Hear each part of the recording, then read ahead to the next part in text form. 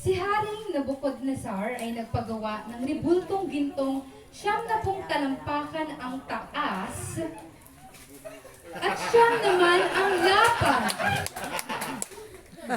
Nang mayari, ipinatayo niya ito sa kapatagan ng Dura, Babylonia.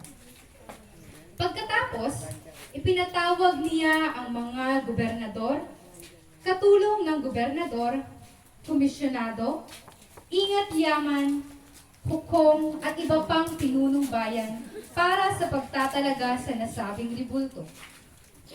Nang nasa harap na sila ng ribulto, malakas na ipinahayag hindi sumunod sa utos na ito ay ihahagis ang paratangan ang mga Hudyo.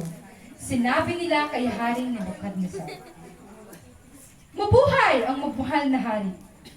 Inuutos po ninyo hagis sa naglalagablab na pugon. Hindi po sumusunod sa utos ninyo sina Sadrach, Mesach at bang hindi kayo sumamba sa ribultong ipinagawa ko?" Tanong ng hari. "Inuutos ko sa inyong sumamba kayo sa ipinagawa kong ribulto sa sandaling marinig ninyo ang tunog ng mga instrumento. Kung hindi, ipapahagis ko kayo sa naglalagablab na pugon. Tingnan ko lamang kung may Diyos na makapagliligtas sa inyo." Sinabi ni Sadrach, Mesach at Abednego, "Mahal na hari, wala po kaming itututo. At kung hindi man niya gawin ito, hindi pa rin kami sasamba sa ribultong ipinagawa ninyo." Namula si Haring Nebuchadnezzar sa tindi ng galit kina Sadrach, Mesach at Abednego.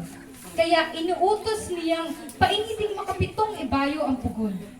Inuutos din niya sa pinakamalakas niyang tauhan, nagapusin sina Sadrach, Mesach at Abednego. Ginapos niya sina Sadrach, Mesach at Abednego at inihagis sa apoy na naglalagablab. Inihagis niya sa apoy na naglalagablab. Ginapos niya sila nang di na inalis ang pantalon, baro, gora o alinman sa kanilang kasuotan at inihagis sa pugon.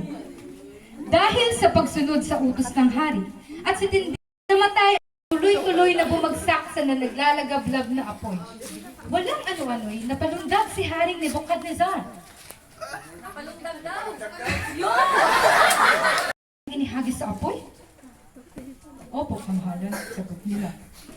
Ang isa sa tingin ko'y Diyos.